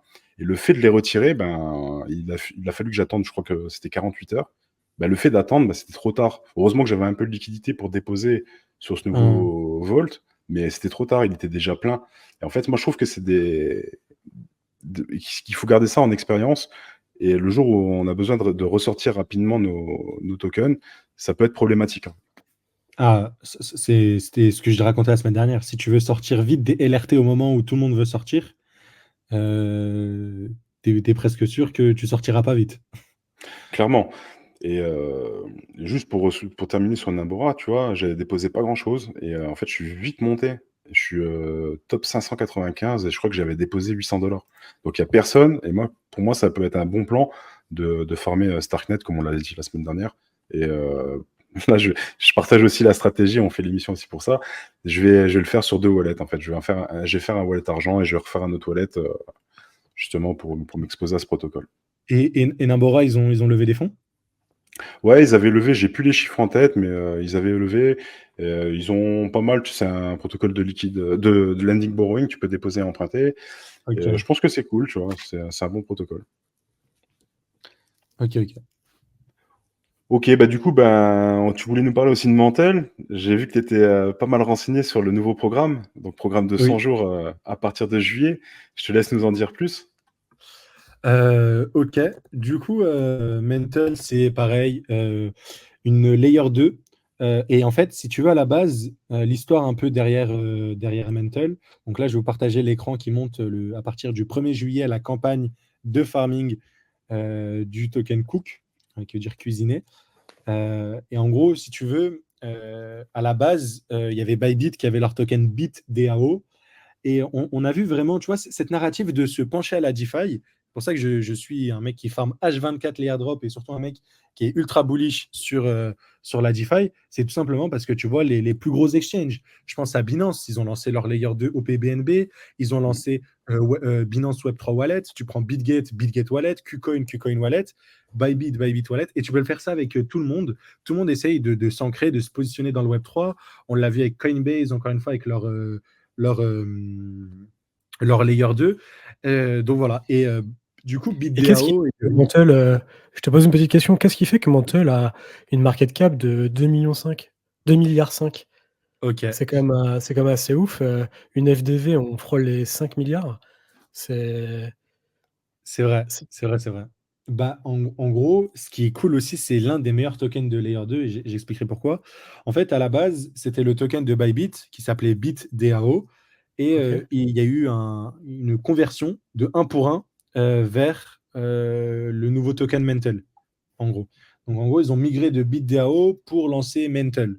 Et en fait, déjà, le token BitDAO, comme c'est le token derrière Bybit, il avait nécessairement une grosse valorisation. Et sa grosse valorisation, elle est traduite par le fait que 50% de la supply, elle est dans la trésorerie du truc. Donc, elle est contrôlée par la DAO. Donc, il n'y a pas de pression vendeuse où le truc il sort ou quoi que ce soit. C'est que les tokens ils vont sortir seulement s'il y a un vote qui est passé. Et généralement, c'est pour payer, tu sais, les incentives sur les protocoles. Donc, il n'y a pas d'inflation. Tous les tokens, techniquement, ils sont en circulation. C'est juste que 50% sont bloqués, plus de 50% même, qui sont bloqués, je ne sais pas exactement les chiffres, mais qui sont bloqués, du coup, tu sais, dans la trésorerie globale. Donc, vu que le token de Bybit vaut très cher, plus qu'il n'y a personne qui peut vendre, et ben ça crée ça crée, comment dire, une grosse valorisation. Donc voilà. Et pour continuer du coup sur cela, ils ont lancé un programme de liquid stacking. Donc si vous tapez sur votre, comment ça s'appelle, sur votre DeFi Llama, Mental Staked ETH, et vous regardez en fait dans la catégorie liquid stacking, ils sont quand même, c'est le 4e protocole sur Ether, ok. Donc il y a Lido, Rocket Pool, il y a Binance, et puis après il y a Mental. Et derrière, là, ils vont lancer ce qu'on appelle du coup le CM-ETH. Du coup, ça va être le METH. Au lieu de le prendre et tu sais le restacker dans Ngen Layer symbiotique, ce qu'ils vont faire, c'est qu'eux, ils vont le restacker pour toi et ils vont te donner cette version-là, tu vois, le CMETH. Et lui, il te rapportera les Ngen Layer Points, il te rapportera les Karak Points, parce que vous allez voir qu'ils ont un bon partenariat avec Karak, pourquoi pas symbiotique. Et voilà. Et du coup, ils veulent créer un token de gouvernance. Donc voilà, il ne faut pas Mais oublier que c'est le même token qui vont split dans Karak et Genlayer? justement, j'étais Ou en là, créer tu sais, plusieurs? j'ai fait le truc Discord. Je voulais poser la question, mais je ne sais pas c'est quoi le ratio. A priori, c'est eux qui décident de la stratégie, de où et comment ils vont le faire. Ok. Donc voilà. Bah écoute, super intéressant. Moi, ça m'intéresse. J'aime bien aller restaker dans les protocoles qui sont passés dans le brouillard. Et là, ça m'intéresse. Merci. Bah, Et, honnêtement, moi, c'est quelque chose que je vais faire de manière passive parce que j'ai des METH et je vous montrerai juste après. Mais voilà, donc je te laisse continuer. ouais, je voulais juste. Il y a quelques commentaires.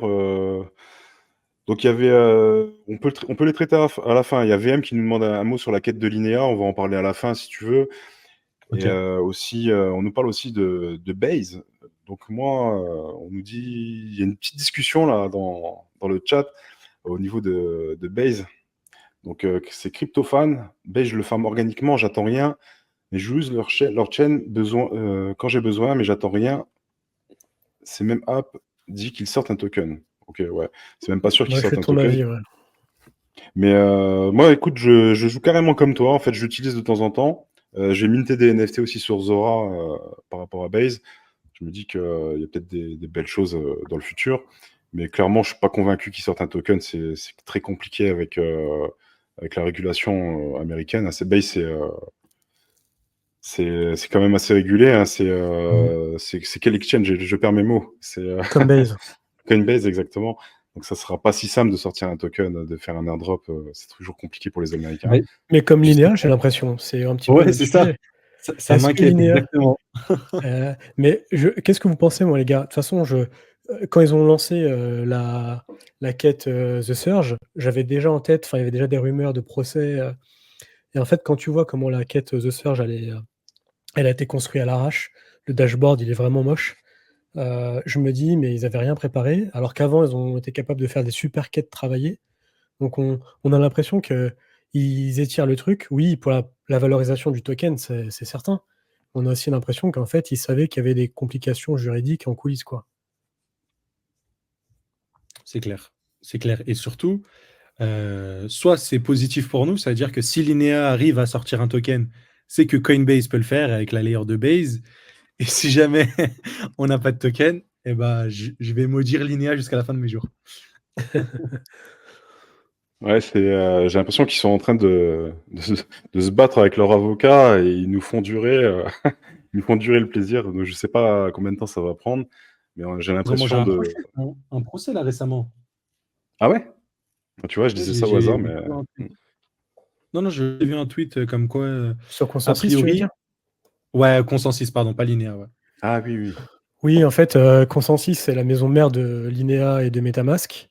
Et en fait, la SEC accuse Consensus d'avoir vendu des titres non régulés. Notamment, en fait, MetaMask propose du stacking de TH.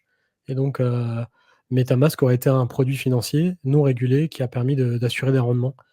Et d'où l'objet de l'attaque. Mais moi, je suis plutôt bullish, hein, parce que sur ce type, on voit que la plupart des procès de la SEC ont été perdus. Moi, quand je vois ça, je me dis que Linéaire retarde les choses et que Consensus retarde les choses, mais on va sûrement avoir un changement de politique en fin d'année. Tout porte à croire que, euh, en tout cas, Gary Gensler et cette position-là ne sera pas toujours présent. Et les indications qu'on a, c'est quand même que tous les fonds d'investissement US se préparent massivement avec du BTC, avec des ETH, avec des ETF Sol qui arrivent.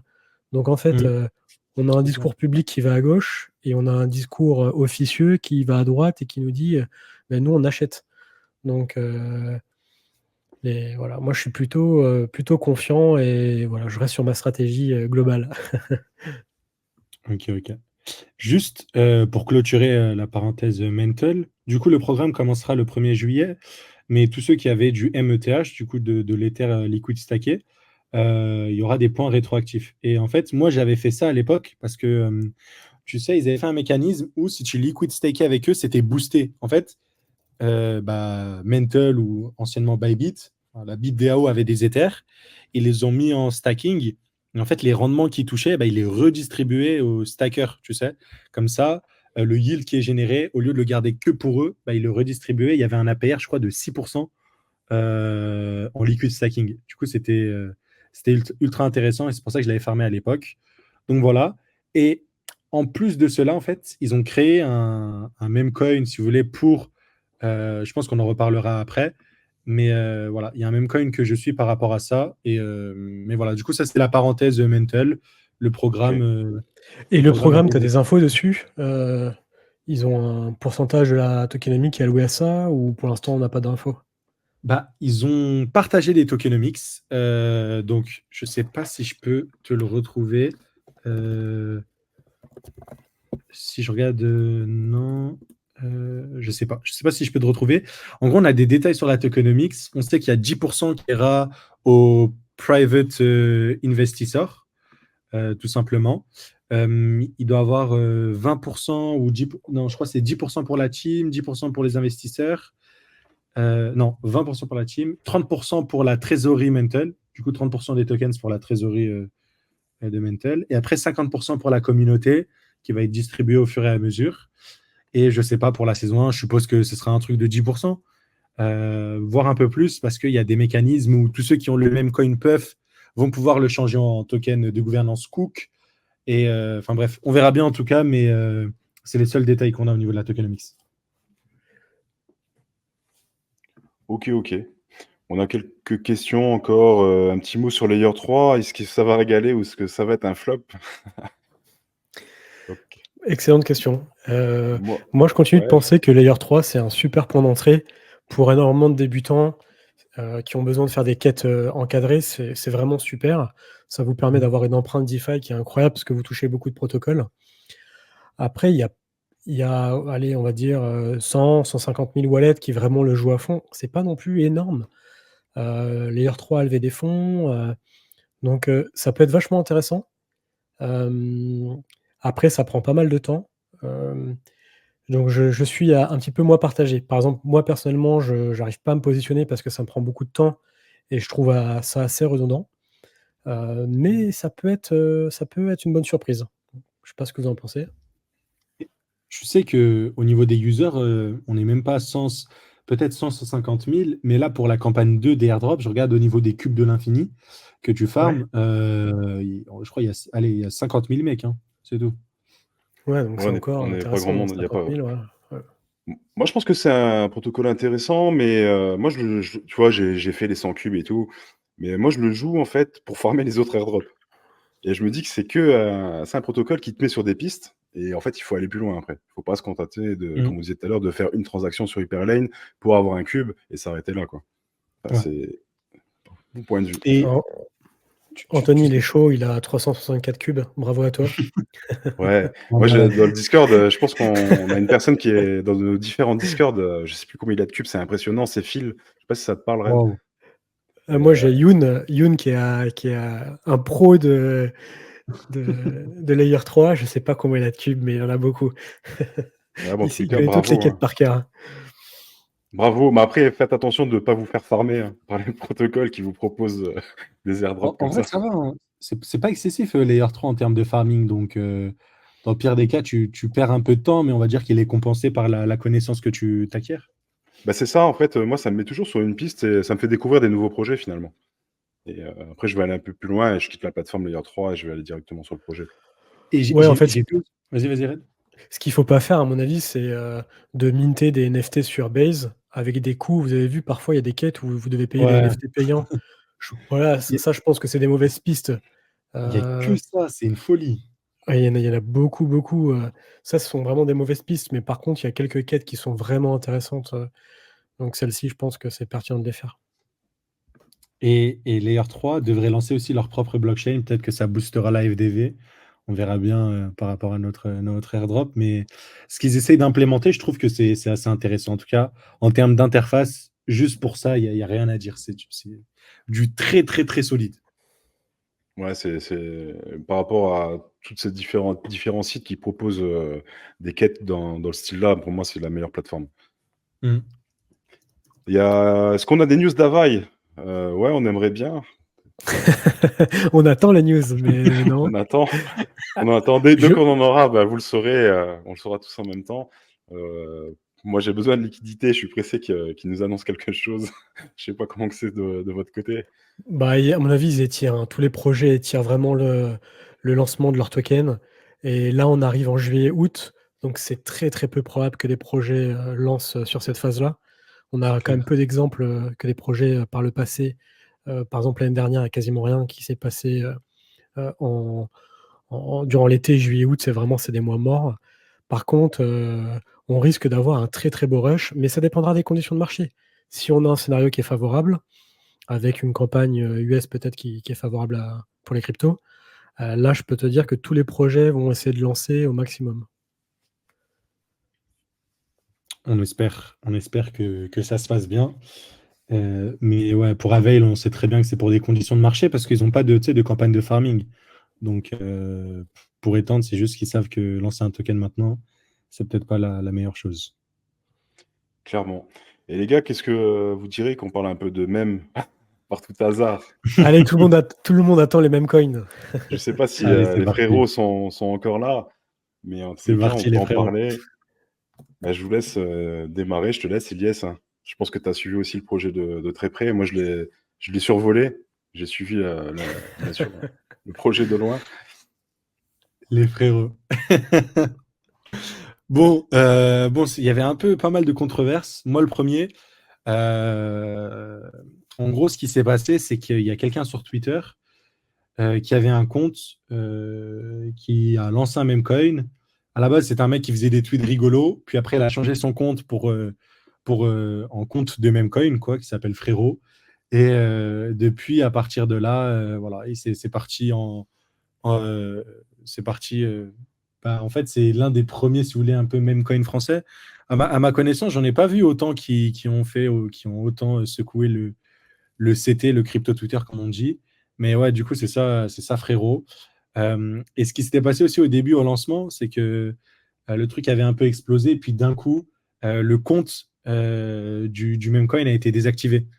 Et du coup, les gens pensaient qu'il avait rug et qu'il était parti. Son compte n'a toujours pas été réactivé, mais a priori, ils ont créé un nouveau compte et que là, il y a du monde qui pousse. Mais voilà, en gros, c'est ça le contexte général. Et puis, je donnerai mon avis après, mais moi, ça m'intéresse de savoir, Red, qu'est-ce que tu en penses, toi, un même coin made in France? Mais le compte de Crypto Minotaur, c'est ça, hein, il a été désactivé ce compte, il me semble, hein. Ou lui, il a Je sais, désactivé son compte? justement, c'est ça. Ce qui paraît, il Mais s'est fait ban, mais c'est pas je le ne sais même pas. compte qui a été enfin, modifié? Tu veux dire le Je vais nouveau regarder. compte? Il a juste changé l'arrobase? Ouais, je pense, non? Je sais En pas, fait, peut-être, j'ai vu peut-être. AZK qui parlait un peu de ça. Donc il disait que c'était donc un mec qui avait fait un rebranding de son compte Twitter pour pouvoir Mmh. lancer un token. Moi personnellement, ça me choque pas. Maintenant, les mêmes, ça fait partie clairement de l'état d'esprit des crypto-monnaies, hein. Moi, je trouve que c'est un truc qui est très dangereux. Faut faire très attention quand vous exposez à ce type de token. Mais pour moi, il y a de la volatilité et ça attire les gens. Il y a beaucoup de personnes qui sont dans les cryptos, beaucoup de gamblers qui sont là pour s'amuser. Moi, ça me choque pas. Moi, je pense que c'est beaucoup critiqué parce que c'est un projet français, enfin, c'est un mème Mmh. français et qu'on n'a pas l'habitude, c'est pas encore dans nos mœurs. Ça aurait été un mème américain ou anglais, il n'y aurait pas eu autant de discussions, je pense. Ouais. M qui nous dit en commentaire, il avait carrément renommé son ticker en fait, en frérot. Ouais donc bah et moi je trouvais qu'il était très marrant en tout cas, quand il a commencé en fait, pour vous expliquer frérot, initialement c'est une parodie. Heu, Crypto Minotaur, il voulait se moquer de personnes qui donnaient leur avis technique sur une crypto.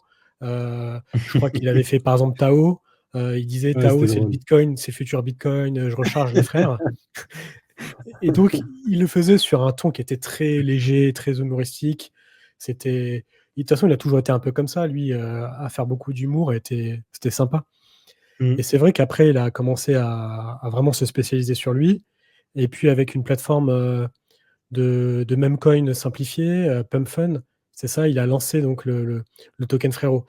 Donc il y a pas mal de polémiques, ça serait super intéressant d'avoir votre retour en commentaire. Est-ce que vous pensez est-ce que c'est une démarche qui vous intéresse? Est-ce que vous avez envie de rentrer sur Frérot? Est-ce que vous trouvez, que promouvoir, ce projet, c'est complètement débile? On respecte tous les avis, et donc ce serait super intéressant d'avoir vos retours en commentaire. Moi, personnellement, je pense que je suis assez mitigé. Moi, je me vois pas personnellement faire la promotion d'un meme coin. Voilà, c'est juste quelque chose que Mmh. moi, personnellement, je me vois pas faire. Après, ce que les autres font, bon, bah, c'est leur problème.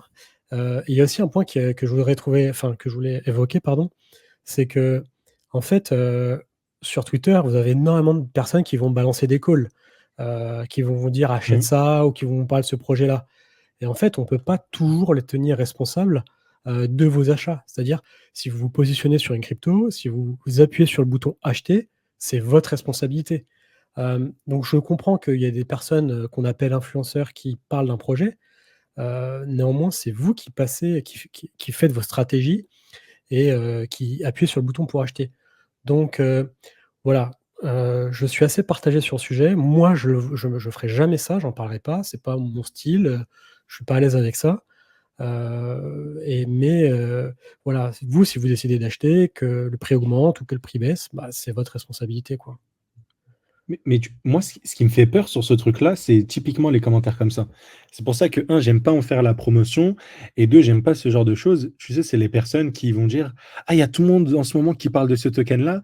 C'est quoi concrètement? Ah, peut-être que ça vaut le coup que je mette une bille ou quoi que ce soit». Et je trouve que ça, c'est bon, après, comme tu as dit, on peut pas tenir responsable, celui qui fait un meme coin, bah, que quelqu'un l'achète. Mais je sais pas, je trouve que, typiquement, tu vois trop de gens le partager alors que concrètement, c'est un mec qui a lancé un Ponzi, quoi. Il y a pas de valeur, en dessous. Donc moi, c'est un peu mon avis. Je suis un peu comme toi, je me vois pas partager, un meme coin comme ça. Généralement, quand je traite les meme coins, c'est quand je sais que derrière, il est backé, par des insiders, par une équipe et qu'il y a un vrai truc derrière. Mais tu sais, juste gambler comme ça, je sais pas si c'est ultra intéressant. En En gros, fait, c'est surtout chercher des meme coins qui ont de l'utilité, quoi. c'est ce que tu dis, c'est du pur gambling. C'est ce qu'on a un peu, je sais pas si vous avez testé un peu Degen, la blockchain, sur Layer 3, sur Base, le Layer 3 justement.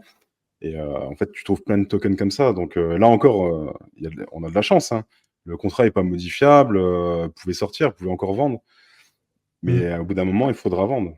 Moi, j'ai vu sur la blockchain Degen, là, en fait, le contrat était modifiable. Donc au début de la vie du token, tu pouvais acheter et vendre. Et quand le token prenait en valeur, tu pouvais plus sortir. Donc, le pot de miel, quoi.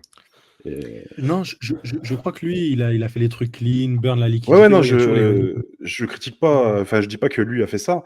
Je dis heureusement mmh. d'ailleurs que vous pouvez sortir, mais il faudra sortir au bout d'un moment parce que le gagnant là-dedans, c'est le mec. Il y a toujours un mec qui va encaisser finalement.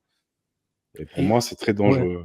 Ouais. Ouais, mais tu moi, vois, je les je meme pense coins, ils ont quand même en fait, j'étais assez fermé aux meme coins avant et en fait, maintenant je comprends avec ce cycle que les meme coins, ils font partie de la culture, crypto et est-ce que Frérot, peut faire partie de la culture française, et porter quelque chose? Bah, ça je le sais pas. Personnellement, je vais pas rentrer dedans.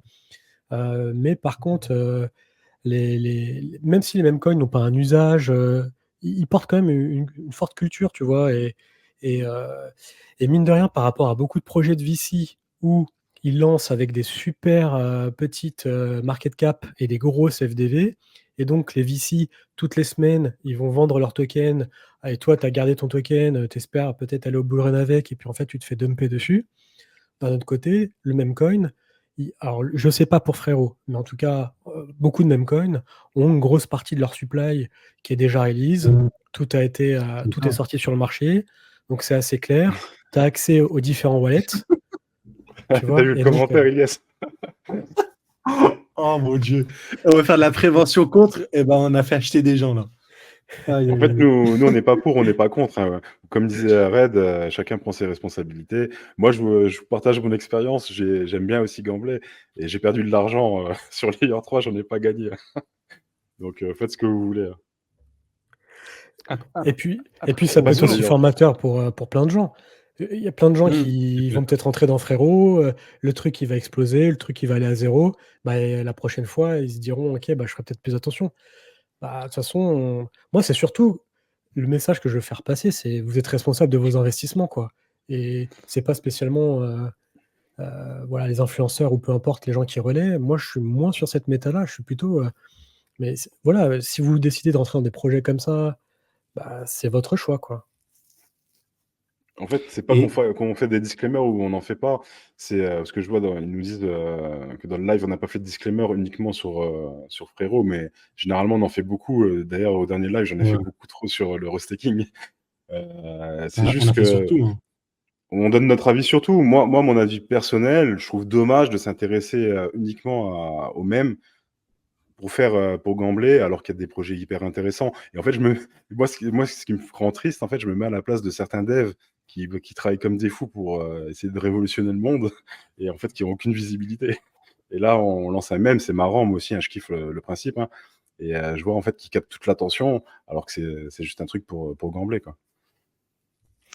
Tu sais quoi? Moi, ce qui me fait réfléchir, c'est que, tu vois, quand c'est un meme coin d'insider, qu'il a des millions, il a des trucs, tu sais que quand tu es au début du meme coin, il va pas forcément rug pour pas grand-chose.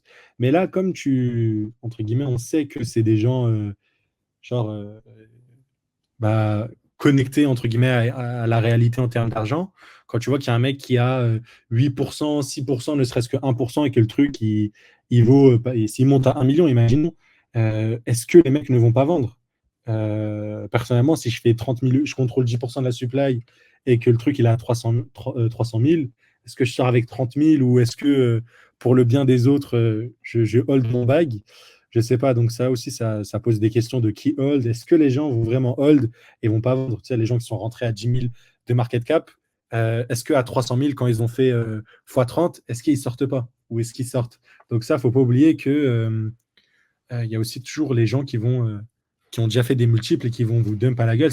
En gros, c'est ça, c'est un Ponzi. S'il n'y a personne au-dessus de toi qui rachète, t'es fini. Bah oui, C'est oui, c'est faut ça. être conscient. Après, c'est bien d'avoir, on a plein d'avis différents dans le chat, donc ça montre que voilà, ça peut plaire, ça peut déplaire, et c'est intéressant d'être libre de faire ce qu'on veut C'est vrai finalement. que les avis sont vraiment partagés. On a vraiment les 2, hein. On a les passionnés, on a ceux qui rejettent complètement ça. On a vraiment les 2, hein.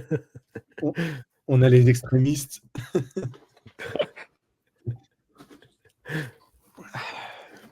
Ouais, le petit Ouais. commentaire, c'est à cause de gens comme vous que la communauté FR se développe pas. Et si tu as bien Tant mieux. écouté, quand on a commencé à parler de Frérot, on a bien dit que c'était critiqué parce que c'était un projet français, qu'aux États-Unis, il n'y aurait pas eu de problème. Nous, on n'a pas d'avis pour ou contre, on est très neutre. Et on fait un disclaimer parce que on connaît les risques. On est là depuis pas mal de temps. Des projets comme ça, on a vu passer une paire, notamment sur d'autres sols, hein, pas que sur le sol français. Et après, je pense qu'en France, justement, vous avez peut-être la protection. Je pense que c'est plus difficile de rug sur le sol français qu'aux États-Unis ou en Inde ou autre. Je pense que si tu rugs comme ça, que tu donnes sur ta communauté, ça peut être délicat. Bon, en tout cas, Mmh. voilà frérot, sujet du moment, on va suivre ça, on va voir ce que ça donne, voilà, moi perso, je rentre pas et j'ai pas d'avis. Clairement, je ne sais pas si vous voulez parler d'autres mèmes ou reprendre un peu de questions? On a quelques questions, donc tous les marchés sont des Heu, Ponzi. Je sais pas si tu l'as vu celui-là? ouh, C'est une excellente question. pas vraiment. En vrai de Je vrai, laisse quand tu regardes l'Ether, le Bitcoin, il y a toujours une part de spéculation, ça, faut pas l'enlever. Mais il y a une valeur qui se crée. Parce qu'au fur et à mesure du temps, il y a des gens qui, non seulement hold de l'Ether, mais qui construisent des applications, qui créent des cas d'usage. Tu vois ce que je veux dire? Plus on avance, plus, la valeur de l'Ether augmente parce que, donc ça peut aller très, très haut, mais tu sais, il y aura toujours un plancher. Alors que sur un même coin, il y a pas de plancher, quoi. Il y a pas, tu sais, ce plancher de se dire, ça a une valeur et cetera et c'est un peu comme ça que je le vois, à peu près quand tu as un projet, quoi. Bah, ce qui est intéressant dans la question de Jean-Guy, c'est que, est-ce que tous les marchés sont des Ponzi? Moi, j'aurais tendance à dire, en fait, le meme-coin, c'est pas un Ponzi parce que, quand je compare à certains projets où, en fait, vous avez des unlocks qui sont cachés et en fait, les VC ou l'équipe, peut dump sur vous, c'est pas très transparent. L'avantage avec, le meme-coin, c'est qu'on peut avoir, en tout cas pour beaucoup, 100 de la des tokens qui sont unlock tout de suite, donc on a plus de visibilité. En fait, un Ponzi, c'est quelque chose qui est un peu caché. On va assurer un rendement à des gens de façon un peu cachée et ils savent pas qu'en fait, le rendement est payé par les nouveaux entrants et je pense que donc le mot Ponzi, il est assez mal utilisé. Là, on est plutôt sur, bah, oui, forcément, le dernier qui rentre ou les derniers entrants, s'il y a plus assez de demandes, le prix va baisser.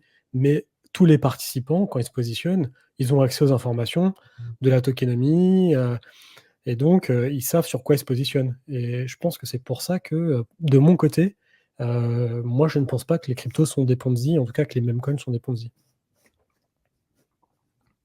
OK, OK. OK, bah, Red, Ilias, si tu veux nous parler un peu de Puff, on va juste terminer là-dessus. Ilias va nous parler encore de Puff et on va continuer, hein, parce que, on est déjà bien avancé dans notre, Dans petite l'émission. heure et demie, ouais, dans l'émission. OK, honnêtement, je suis pas anti memecoin, mais ça dépend lesquels et parmi l'un desquels j'achète, est-ce que vous allez m'insulter de traître parce que j'achète pas du frérot et j'achète du Puff le dragon? Mais derrière, en fait, c'est, toute une thèse, c'est-à-dire que, Puff, c'est le même coin officiel. Derrière, bah, il y a le founder de Mental, le chef, je sais pas si c'est CEO, je ne sais quoi, mais qui est derrière ce projet-là. Et en fait, le but de ce même coin-là, c'est en fait quand ils ont lancé leur protocole de liquid stacking, le Mental Stacked ETH, et ben en fait, tu pouvais le prendre et le mettre dans le truc Genesis. Et au final, ce qui s'est passé, c'est que si tu avais des METH, donc tu participais dans le système de liquid stacking, et ben ils t'ont airdrop des puffs. Okay. Ensuite, ces mêmes puffs, bah, tu pouvais les mettre dans le chapitre 1, les remettre, mettre tes METH, farmer encore plus de puffs et passer au chapitre 2 et farmer ainsi de suite, ainsi de suite. Et c'est comme ça qu'en fait, ils ont distribué de manière fair les puffs grâce au mécanisme du liquid stacking. Et du coup, ça a permis en fait d'avoir le même coin. Bon, il est contrôlé beaucoup par la trésorerie du projet, mais ça permet de le distribuer parmi les holders qui utilisent le protocole de liquid stacking. Et en fait, là, on est au dernier chapitre. C'est quelque chose que j'avais partagé en fait. Et donc, il reste le chapitre 6 et vous allez accumuler ce qu'on appelle des BMT. Et à la fin, donc, si je vous montre, je ne sais pas si c'est ici, chapter about, attendez, hop. En fait, à la fin, c'est officiel, le même CoinPuff va pouvoir être transféré, enfin converti du coup dans le token de gouvernance du truc de liquid stacking, Cook. Et du coup, ça va burn de ce même coin-là, etc. Donc, je verrai ce que je vais faire. Mais voilà. Et j'ai vu qu'en fait, il y avait littéralement un sol qui était créé sur ce projet-là. Donc, si je vous montre juste ici, vite fait, c'est que dès qu'il arrive à une certaine valorisation, vous allez voir que les mecs du projet donc c'est Mental, etc. Et bah, évidemment, ils réinjectent. Ça arrivé 2 fois. Alors, je vous le montre vite fait ici. Mais et je pense que c'est un signe un peu de la valorisation un peu du token de gouvernance, mais vous allez le voir ici, voilà. En gros, dès qu'on arrive dans cette zone-là, eh ben, il y a un big ordre qui est injecté. Donc ici, on l'a eu et on l'a eu ici. Donc ça, c'est la team qui rachète pour pas que ça descende en dessous. Et voilà, donc moi, mon but derrière d'acheter ce truc-là, c'est d'avoir un potentiel meme coin qui représente l'écosystème Mental. Donc c'est cool, on l'a eu Kokinu avec Avax, Foxy avec Linea, je ne suis pas contre. Et en plus de cela, ça me donnera aussi l'embarras du choix si je peux avoir un retour sur investissement en convertissant ce puff dans le token Cook.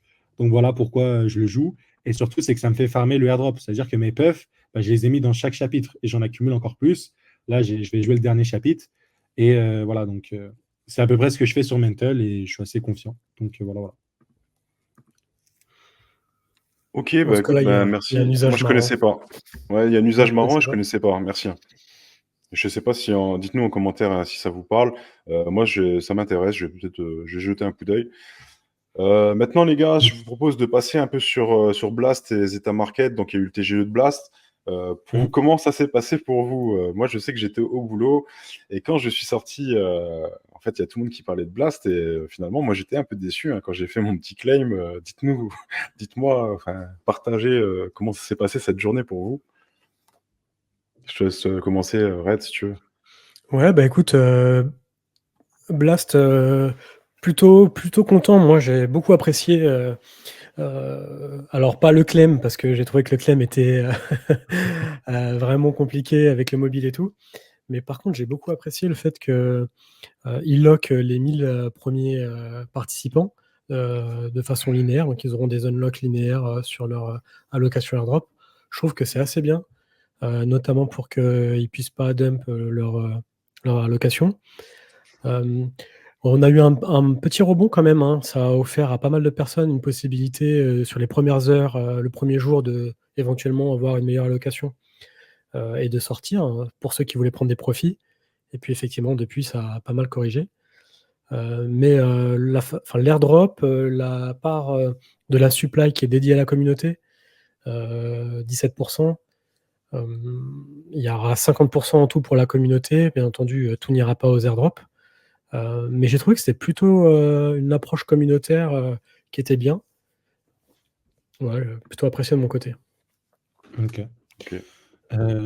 Pour moi, c'était aussi une très belle expérience. Le claim, on parlera de Zeta après, de Blast, était intéressant, tu sais, avec la vidéo. Et Ouais. donc, moi, j'ai bien aimé le concept, même le fait de télécharger l'app mobile. Et aussi ce qu'ils annonçaient quand même, je crois qu'ils veulent lancer un sexe, en fait, Blast. Donc, ils ont dit qu'ils voulaient faire, tu sais, le onboarding entre le pont entre les fiat, l'argent que tu as dans ton compte en banque et les cryptos. Donc, cette approche, j'ai trouvé ça intéressant. Et à voir ce qu'ils vont faire. Ils vont même faire un wallet. Je pense que leur wallet, il va être cool, inspiré, tu sais, de l'UX un peu à la Rabi Wallet. Donc, on verra bien. Mais ouais, au niveau du token, j'ai dump directement. Donc ça, c'est pour le Blast. Pas de sentiment. Ah non, c'est fini. J'ai honnêtement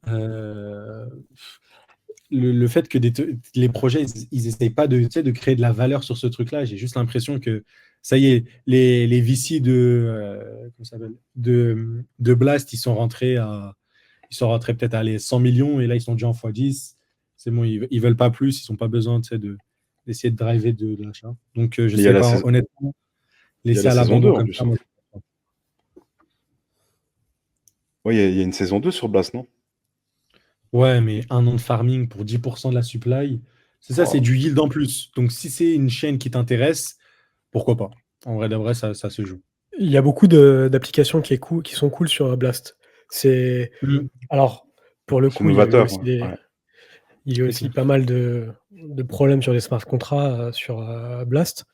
Mais ce qui est super cool sur cet écosystème, c'est qu'il est super dynamique, qu'on voit des gens qui arrivent avec des choses nouvelles, des nouvelles approches.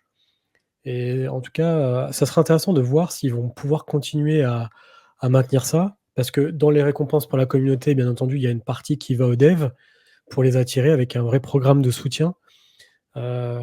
Donc c'est pour ça que ça sera intéressant de voir comment les choses évoluent. Mm. Mais en tout cas, cette approche-là est intéressante. Ouais. Bah, moi, pour ma part, j'ai trouvé le claim assez long, avec les vidéos, je sais pas si quelqu'un l'a joué sur Blur. Moi, je l'avais joué là-dessus. La vidéo, j'ai cru que j'allais gagner 1 million, hein. Ils ont fait une vidéo, j'étais, j'étais à fond dedans. Et finalement, bon, petite allocation que j'ai remis, vous savez, dans le jackpot là. Donc voilà, pour moi, Ouais, c'était ouais. quand même une petite déception. Bon, après, je l'ai pas énormément farmé, donc je suis pas tellement déçu que ça. Mais pour moi, c'est pas une grosse allocation. Donc, c'est intéressant d'avoir différents retours. Bah, si tu veux nous Et parler de... Ouais, vas-y. ouais, et pour Zeta Market, je sais pas, est-ce que vous l'avez farmé? Zeta, je l'ai pas farmé, mais j'ai trouvé que le lancement, stratégie anti-dump, c'était très intéressant et je pense que on va retrouver ce type de TGE, enfin de lancement sur différents projets quand ils vont airdropper. Je sais pas. Après, là, le token, il a pas mal dump. Le mécanisme est intéressant, mais le truc, c'est que, tu vois, le token, dès le début, il est sorti vers les 15 centimes, il est monté jusqu'à 30 centimes presque, tu vois. Du coup, à un moment, les gens se sont dit, bon, je vais pas attendre 7 jours, je vais dump Ouais. directement, tu vois. Et au final, bon, là, ça a chuté. Mais ouais, l'expérience de claim est intéressante. Il y a aussi un second airdrop à jouer. Si tu stacks, vous pouvez faire le calcul assez simple. Il y a 2% de la supply pour ce airdrop-là. Et 2% de 100 millions, ça fait 2 millions. Et 200 millions, voilà, 4. Du coup, il y a 4 millions qui va être distribué vers, Les stakers. pour tous ces GZEX que vous avez ici. Et voilà, donc vous pouvez essayer de faire des petits calculs pour savoir combien de ZEX vous bloquez, enfin de GZEX. Du coup, c'est des ZEX que vous avez stakés pendant une période. Et du coup, vous pouvez voir combien en fait de toute la pool vous représentez. Et vous pouvez un peu estimer les récompenses, donc à suivre. Ils ont même dit aussi, tu sais, qu'ils vont faire des epochs tous les mois. Donc en fonction des gens qui trade, il y aura une pool de je ne sais pas combien de ZEX exactement. Mais tu sais qu'ils vont dire, voilà, si tu as contribué à hauteur de X% du volume, bah, tu recevras X% de l'allocation de l'hypoc. Du coup, une hypoc, c'est une période, et là, en l'occurrence, elle dure un mois. Donc, à suivre, et bien sûr, la première layer de Solana qu'ils vont créer, qui arrive début 2025. Ok. Et le token est à combien maintenant? 12-13 centimes. Et dans l'ensemble, parce que j'ai pas eu l'impression qu'il y avait beaucoup de monde dessus, ça a été des allocations correctes. Quel ressenti Oui, oui, ouais, oui. Clairement, clairement. tu pouvais t'en sortir avec un x3 sur tes fees. Ok. Donc airdrop rentable, quoi. Clairement. Ok. Ok, bah écoutez, ben, je pense qu'on a fait le tour, hein. S'il y a encore des questions, on peut essayer de les traiter. Et ben, on va partager le mème de la semaine, les gars.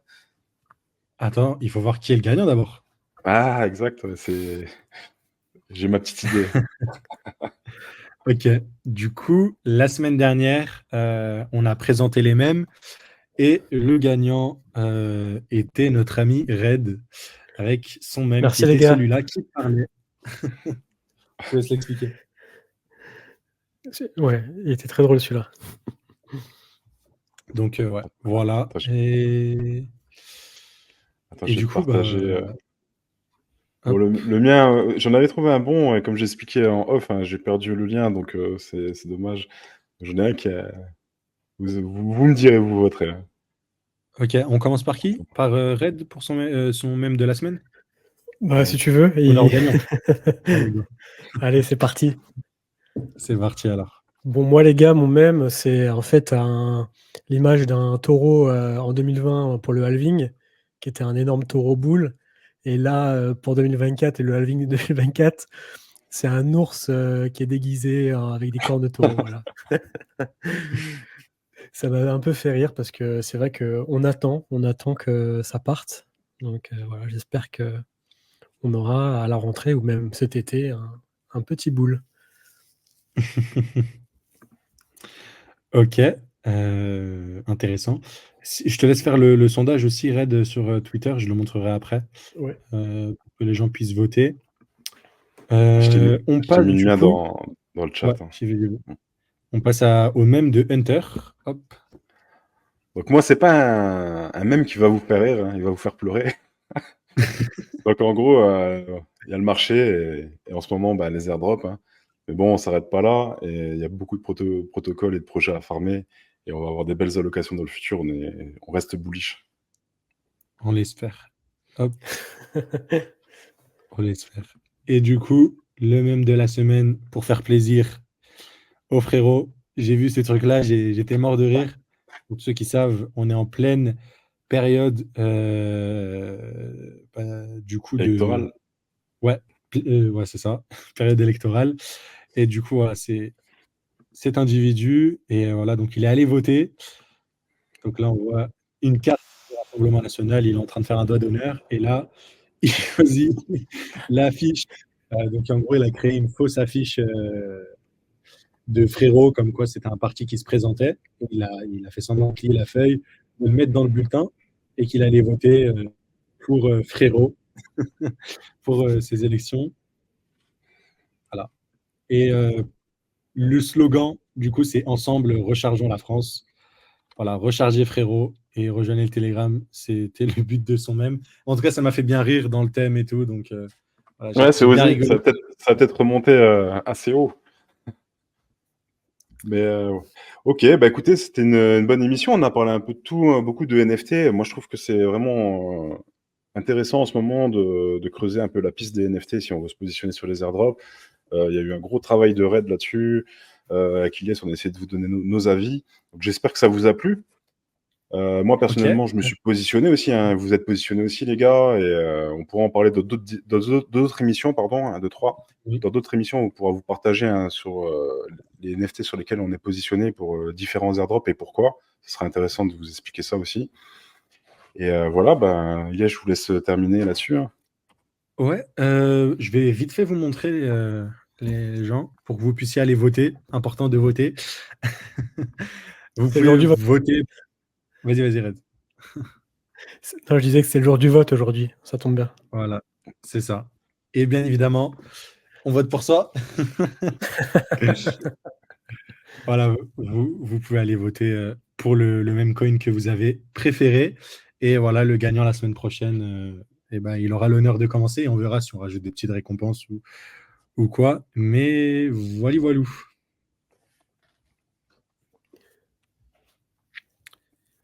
On Bah, conclut. merci à tous, hein. Merci à tous et à toutes. Merci d'être présents, d'être avec nous. On a discuté, on a échangé. Rejoignez-nous sur tous les Discord, hein, sur nos différentes plateformes, hein, sur YouTube pour moi et Ilyes, et aussi sur son compte Twitter. Pour Red sur son compte Twitter, n'hésitez pas à venir Je crois avec que nous Hunter, discuter. tu l'entends bien, Elias? Je crois que tu as un Ouais, petit moi bug je l'entends nickel. Hunter. Ouais, ça a Bah, coupé. Ouais. pour conclure, je vais conclure pour toi. Excuse-moi, Hunter, c'est assez saccadé ta connexion.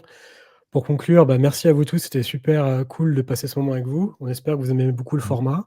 N'hésitez pas à nous faire un retour en commentaire. Vraiment, c'est pas grand-chose, mais ça nous soutient beaucoup. Il y aura une rediffusion dès demain qui sera publiée sur le compte YouTube. Et puis, ben voilà, les gars, merci à vous et à bientôt. À très vite. Ciao, ciao. À très vite. Ciao, ciao.